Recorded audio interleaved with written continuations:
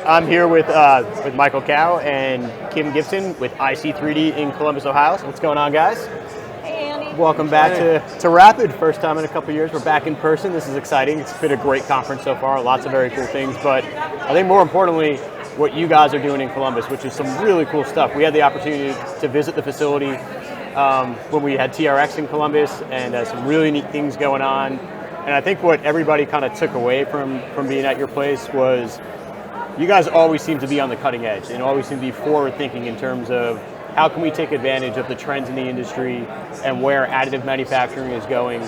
So I kind of wanted to pick your brains a little bit on that note and kind of just talk about, in your minds, where do you see additive going and how do you kind of alter your approach as a business and some of the things that you're doing to take advantage of that? Wow, that's an awesome question, Andrew. So I think I'll start off and then Michael will kick in. I think we've been hearing a lot for at least a decade. Additive, it's ready to go. It's the next great technology. It's coming.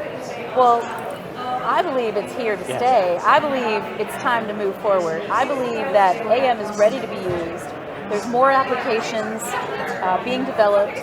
There are more materials that are being developed, and equipment is changing, every few months. Yeah. So the time to start thinking about using AM in your business is now. It's ready. It's time to go experiment, and let's make it happen. Yeah, kind of along that note, I came from the automotive industry, and which has been using AM for many years, but mostly as prototyping. And I think the customer base for AM in general, like from small to large businesses, I think as a whole, it's matured quite a bit. So a lot of companies do have experience now, and they have a pretty good understanding of applications and where to use it to improve their business and help their customers. So I think people are seeking a certain type of equipment now that's maybe more flexible, maybe more open. And how about larger, right? Larger so format. Maybe these companies have experimented with a bunch of desktops, and they want larger and more functional things. And so that's kind of our direction for releasing our printer this year, the Virago, and that's kind of focused on that customer and a bit more mature and advanced applications. On the material side, since we do manufacture materials ourselves in-house, that mature customer is also now wanting to explore more materials, right? Instead of the common half a dozen materials, they're now curious about prototyping and producing things from the materials they're familiar with. So that's where we see a lot of interesting activity right now, is working with the customer on a custom material, as well as helping them develop a machine to use in-house for that. Okay. Are you guys seeing anything, or at least hearing anything from customers in terms of what their challenges are to take that next step and grow with additive as the industry grows as a whole? Yeah. I'll take the first half of that, and I think the big challenge is the design ethos is not there. Things are still designed to be made in traditional methods, and so additive will always have sort of a barrier to some extent. Certain geometries and as Michael suggested, certain volumes of production require different production methods. So that is a big struggle. So I know we're moving toward getting to the point where design for additive is a thing, and where things will be made for additive only, and not another process. So we're moving in that direction. But there's some other things that folks want right now. I think in terms of challenges for customer adoption and things like that, I want to throw workforce in there, because Big one. They don't necessarily want to hire an engineer to run equipment, to run a lab. And so there's that usability kind of thing. I think the other one is, there are a variety of machines and equipment and materials, but not necessarily a household name. So it's a matter of how do they just choose the proper equipment and to integrate into their operation. So it's comes down to education, for sure. I want to say education is big, but I'm going to use a different term, and I'm going to say it's transferring technology. So Can I just What do you mean transferring technology? We know what you mean, but just for Yeah. everybody who might not So know, it's, 'cause it is a broad term. it's taking the AM as it is now Yeah. and sharing it into industry in a way that allows them to innovate on top of it. Yeah. And as Michael suggested, there's not a ready-made workforce that knows how to use AM in any fashion.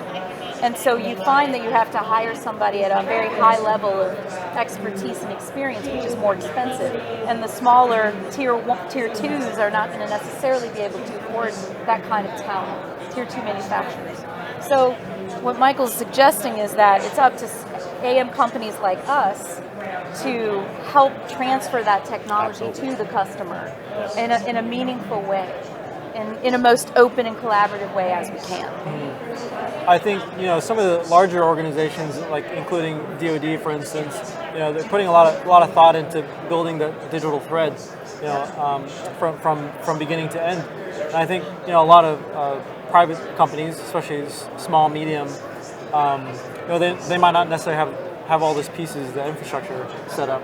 So there's a lot to do to really just help manufacturing companies integrate and incorporate AM.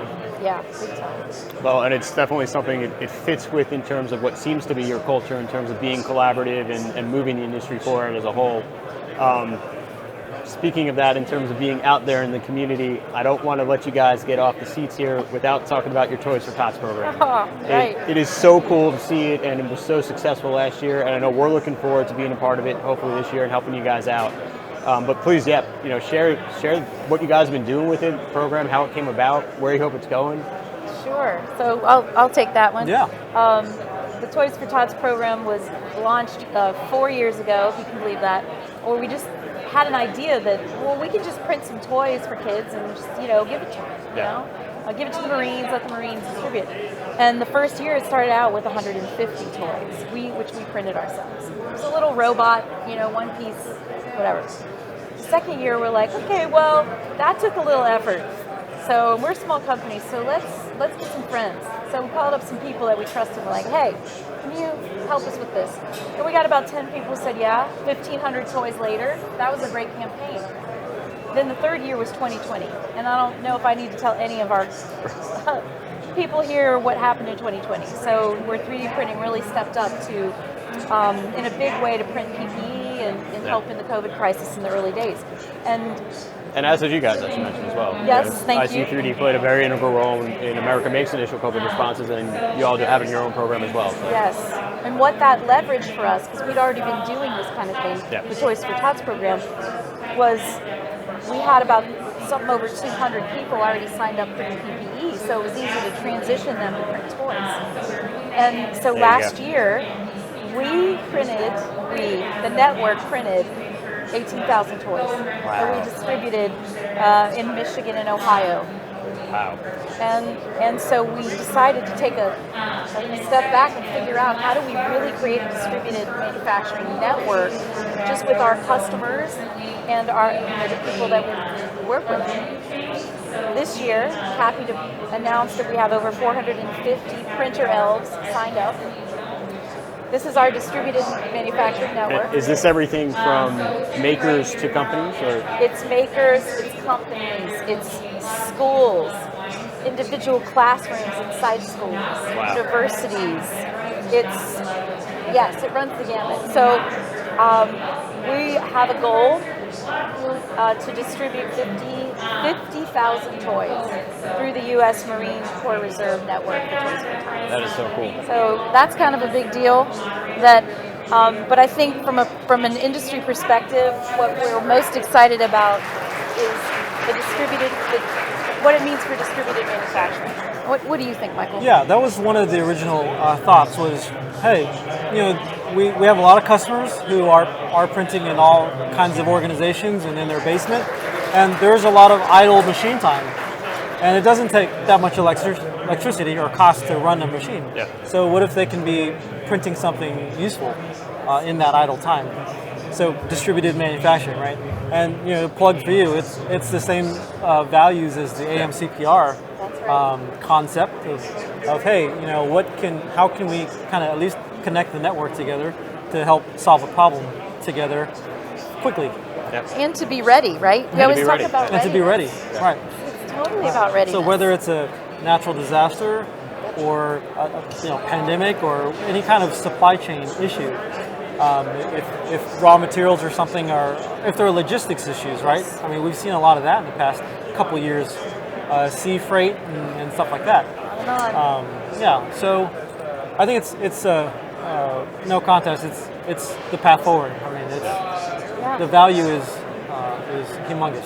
And figuring out what infrastructure we need at the federal and state and local level to get that done is something we're hoping you and American Make's going to help us something out. we'll be helping out. I think a lot. I think we've talked in terms of broadband being such a critical component to seeing success for small manufacturers, and so hopefully that's something that we can see towards the end of this year and next year. Absolutely, Andrew. And as you know, our mission at IC3D is to make manufacturing accessible to all. Yeah. And we believe that in rural America also, not just in urban, but in rural America, that giving access to 3D printing and manufacturing through 3D printing can help change those economies. Yeah. And broadband is key to that. Broadband is absolutely key to that. So, thank you guys for everything you're doing. It's evident in everything that we just talked about that it really epitomizes what membership, what America Makes seeks in its members, and what we try to accomplish as a body and as an organization. So keep doing it. It's awesome. It's awesome to be a part of it to the extent we are a little bit, and just to watch you guys do it. So thank you very much, and thanks for coming. Thank you, Andrew. Looking forward to the amazing thing you guys are going to keep doing. Thanks, Got Andrew. it going Thank you. on. Yeah.